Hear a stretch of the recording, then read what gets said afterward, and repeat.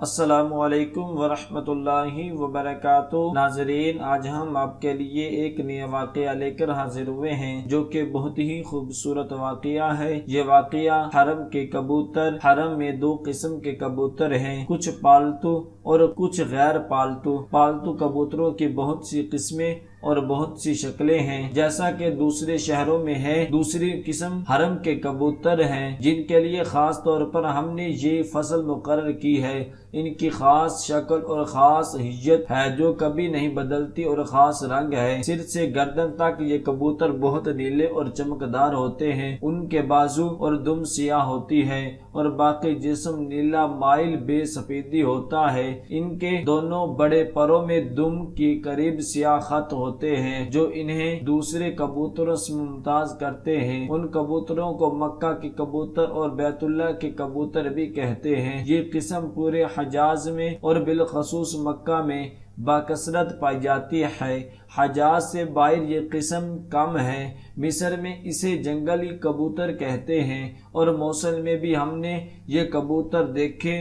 کہتے ہیں کہ ہندوستان میں اس قسم کے کبوتر بکثرت ہیں، جن میں سے بعض پروردہ اور بعض جنگلی ہوتے ہیں جنہیں شکار کیا جاتا ہے۔ بعض مورخین نے ان کبوتروں کی ابتدائے وجود سے بحث کی ہے، مگر ہمارے خیال میں جو کچھ بھی کہا گیا ہے سب ظن و تخمین پر موقوف ہے، کیونکہ کسی حیوان کے ابتدائی وجود کے بارے میں تو بڑی مستند بات درکار ہوتی ہے کہ اس میں کسی قسم کا شک و شبہ نہ ہو۔ ہاں، ہم یہ کہہ سکتے ہیں کہ دور جاہلیت میں کبوتر تھے۔ رہی یہ بات کہ حرم کے کبوتر کہاں سے آئے اور کب آئے، اور آیا یہ اسی جوڑے کی نسل سے ہے جس نے غار ثور پر اپنا گھونسلہ بنا لیا تھا، جبکہ رسول اللہ صلی اللہ تعالی علیہ وسلم اور ان کے دوست حضرت ابوبکر صدیق رضی اللہ تعالی عنہ ہجرت کے وقت اس کے اندر جا کر چھپے تھے یا کوئی اور قسم ہے۔ ان باتوں کا اللہ کے سوا کسے علم ہو سکتا ہے۔ جب اسلام نے ان کبوتروں کا مارنا حرام قرار دے دیا تو ان کی کثرت ہوگی۔ وہ لوگوں سے ڈرتے نہیں بلکہ ان کے قریب آ کر بیٹھتے ہیں، بلکہ بسا اوقات انسان کے سر موڈے پر آ کر بیٹھ جاتے ہیں جبکہ اس کے ہاتھوں میں گلا ہو۔ حضرت عبداللہ بن عمر رضی اللہ تعالیٰ عنہ کے کجادے کھانے اور کپڑوں پر کبوتر آ کر بیٹھ جاتے تو آپ انہیں کچھ نہ کہتے۔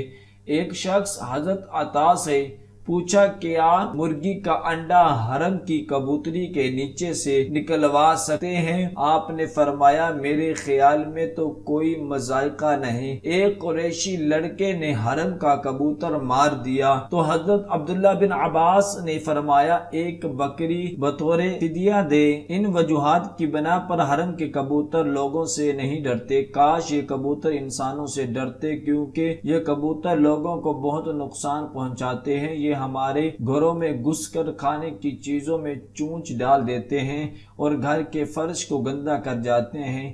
انہیں کتنا ہی بھگاؤ مگر یہ نہیں بھاگتے۔ مکہ اور جدہ کے راستے میں بھی یہ کبوتر کثیر تعداد میں پائے جاتے ہیں۔ جب اس طرف کہیں سے غلہ آتا ہے تو یہ بوریاں توڑ کر غلہ کھا جاتے ہیں اور اڑائے نہیں اڑتے۔ ہم نے مکہ کے کبوتروں میں کچھ خاص باتیں دیکھی ہیں۔